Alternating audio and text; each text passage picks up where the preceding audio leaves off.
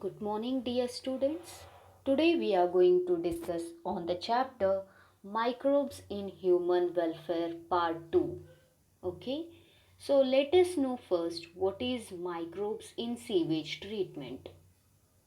So, microbes in sewage treatment of a wastewater is done by heterotrophic microbes naturally present in the sewage. So here, what is sewage? Let us know first what is sewage. Sewage, often called municipal waste. Before going to detailed study of the treatment, first we have to understand what is sewage.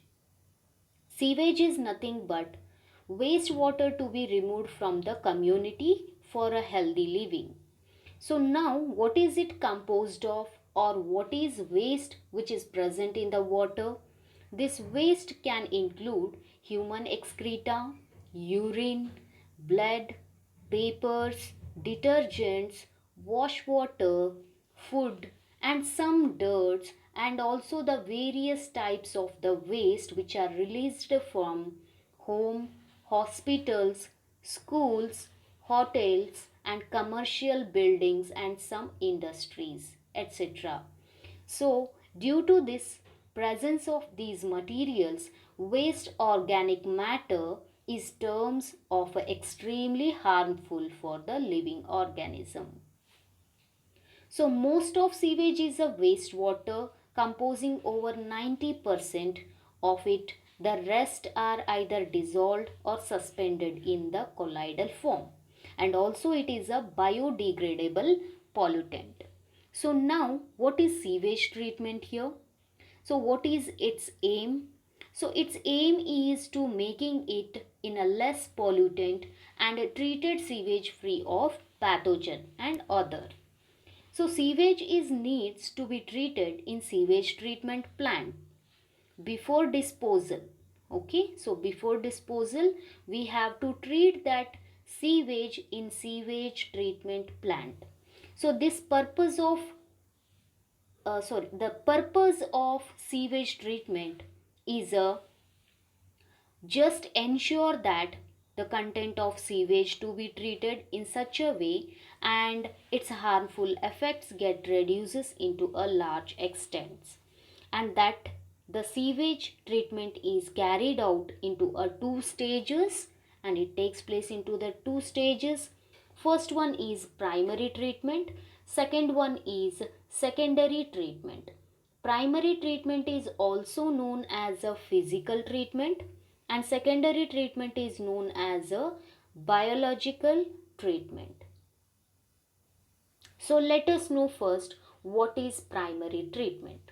So here the primary treatment, it involves the physical removal of particles from the sewage through the filtration and sedimentation.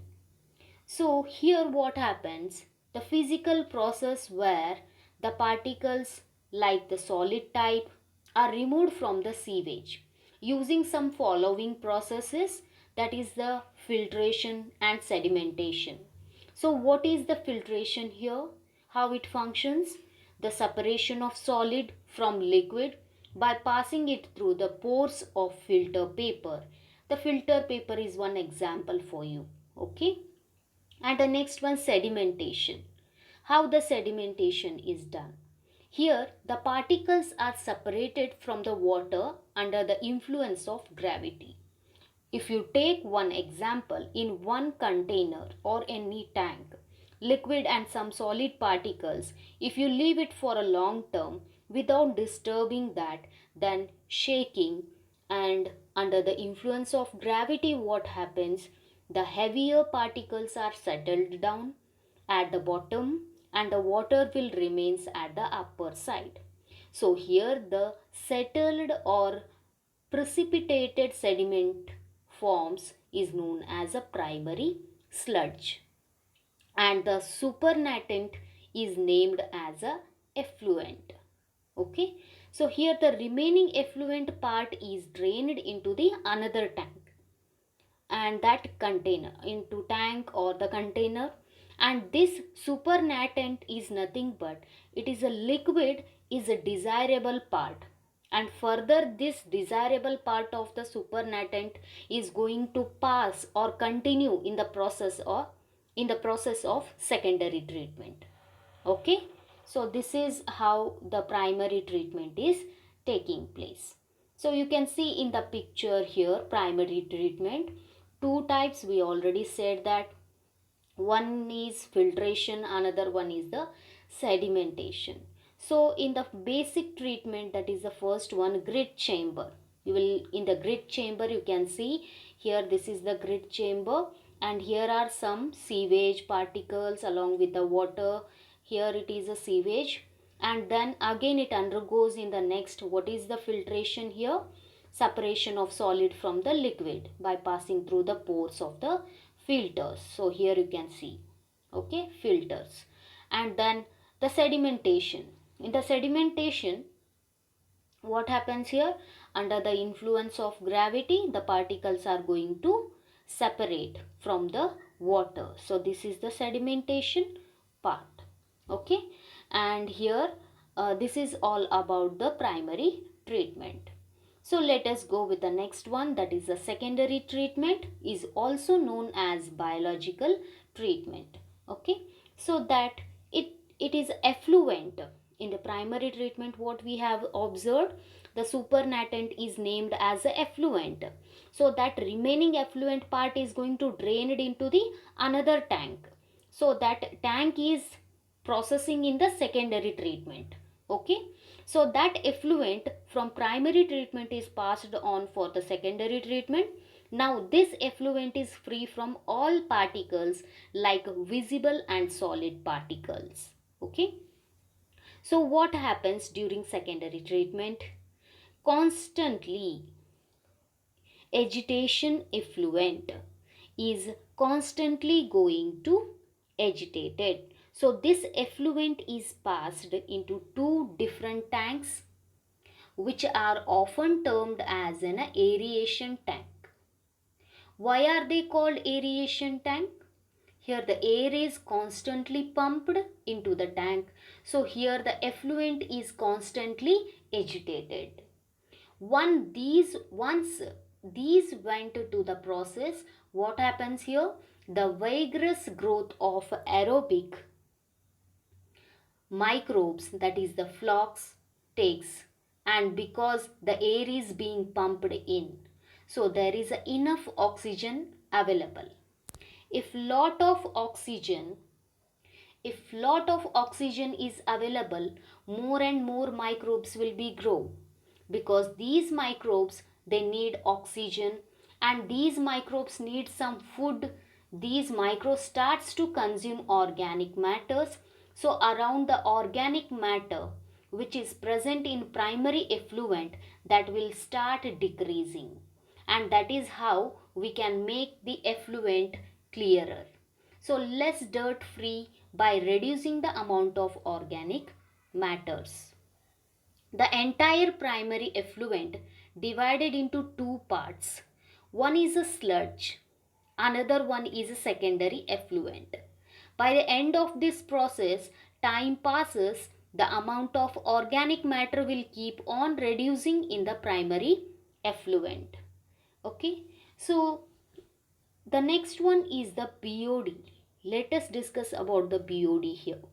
Once the BOD of sewage water is reduced. So what is BOD here? The new parameter which is introduced, BOD is biological oxygen demand. And this is to measure to organic content in the primary effluent. What extent sewage is treated. The more amount of oxygen needed by the aerobic organism in the water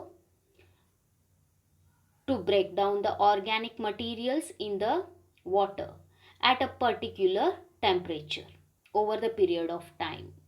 So if more aerobic microbes are formed, what will happen?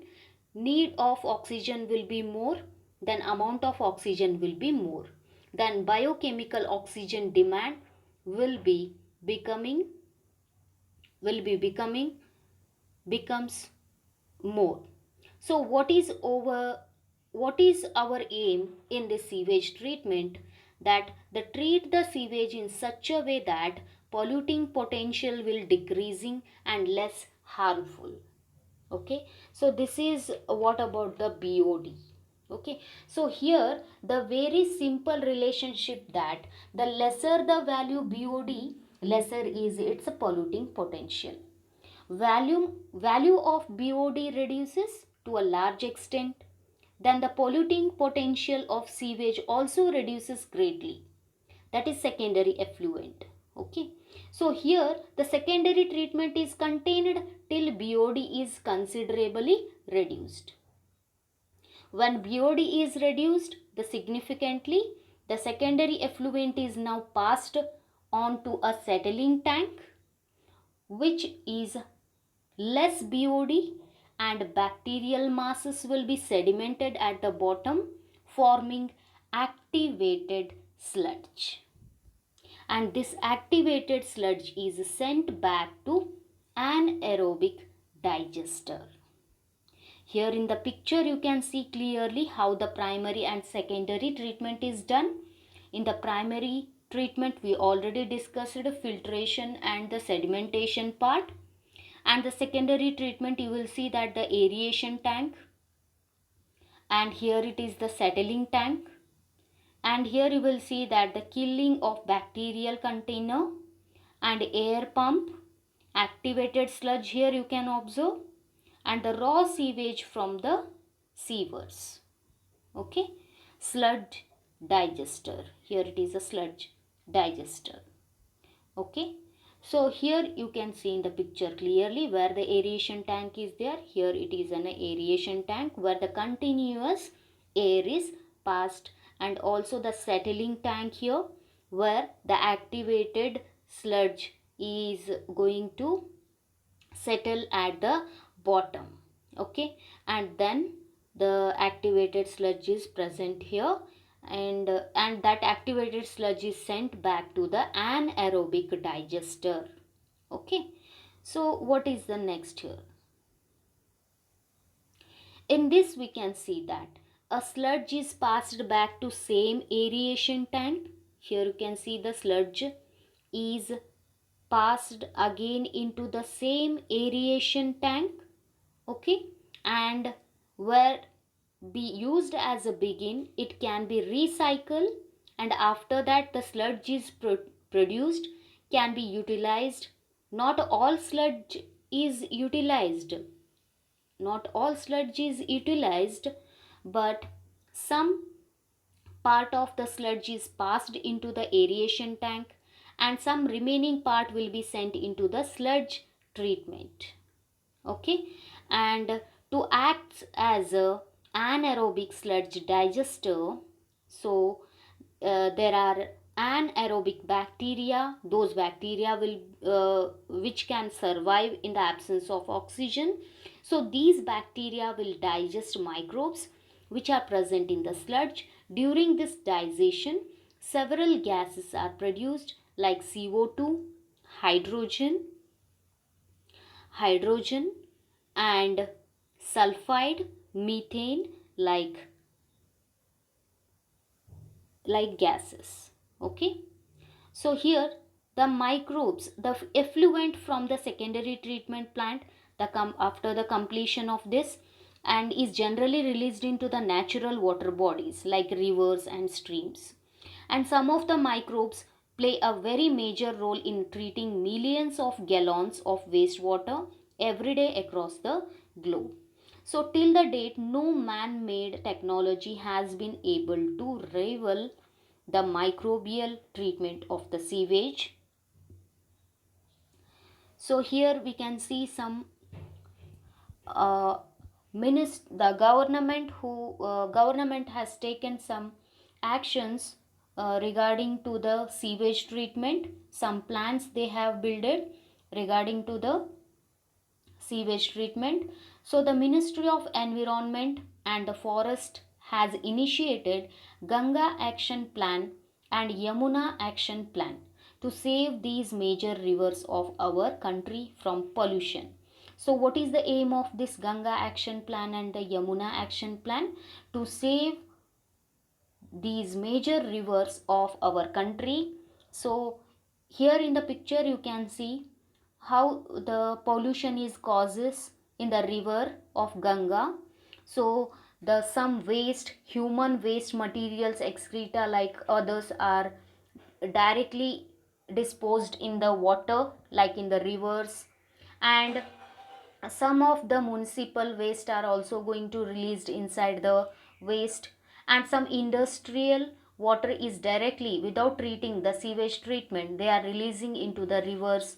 And degradable some religious practices are also done in the Ganga rivers and some Yamuna rivers also.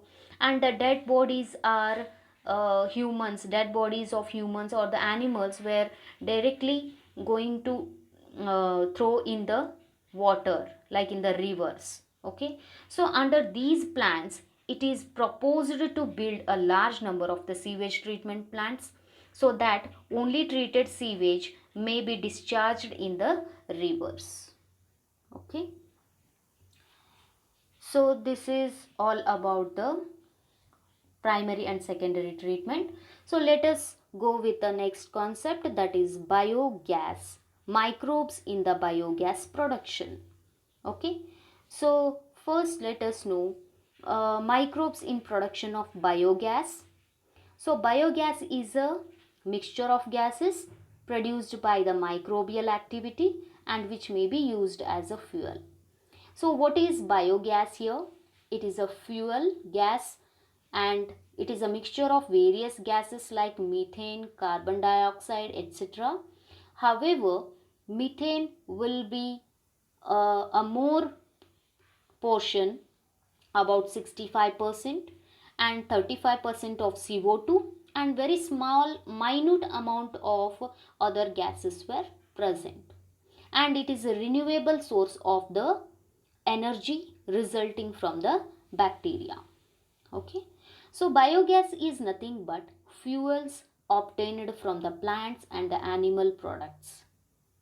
So plants and animals waste like vegetables and some sewage, some cow dungs, and residue after harvesting the crops are decomposed in the absence of oxygen to give biogas, is also called as a gobar gas.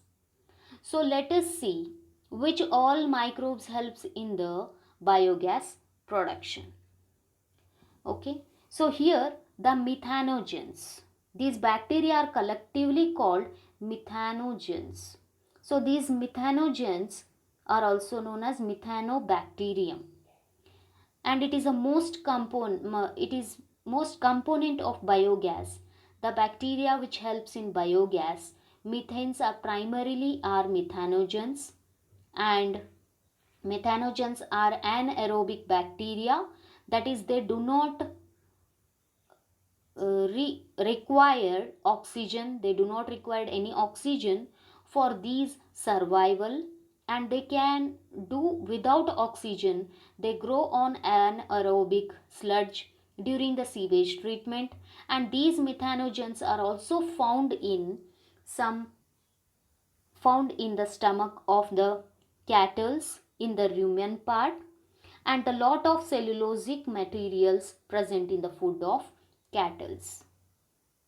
So, and some materials, cellulosic materials present in the food of the cattle is also present in the rumen. And here the bacteria plays very important role to break down of cellulose in a nutrition of the cattle. And some of other microbes are also present.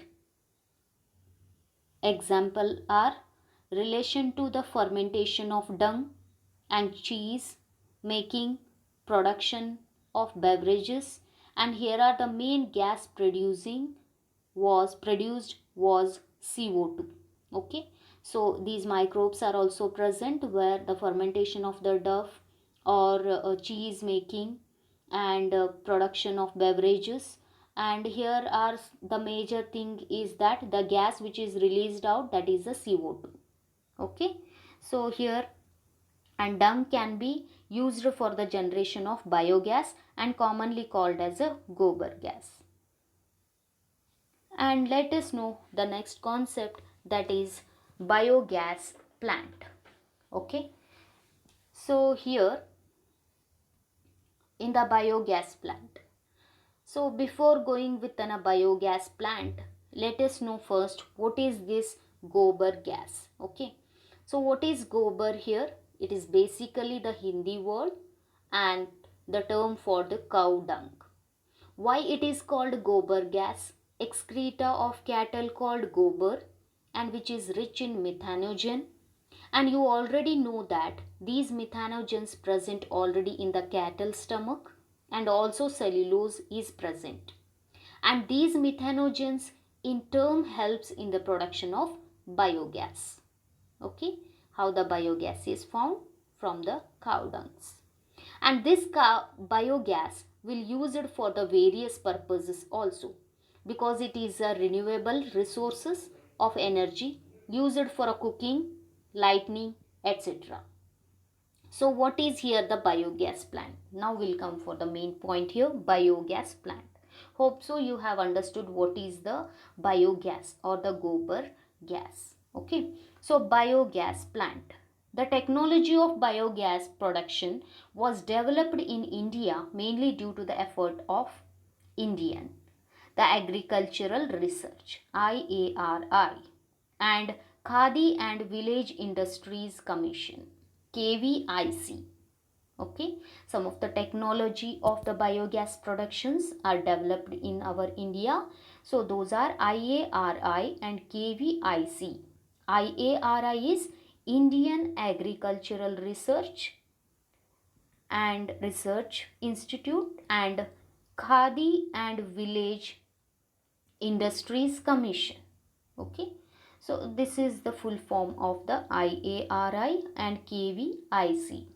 And this expanding of sometime they will ask the questions on these words, expand IARI and KVIC. So these words are very important, remember these words. Okay, so the next one, let us go with how the biogas plant is formed. So let us talk about that, the process of production of biogas, how it is constructed inside. So let us see various components of biogas plant.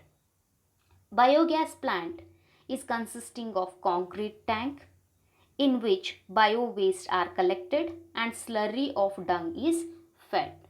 So and it is a dome-like structure and made up of the bricks, and also it has a mixing tank.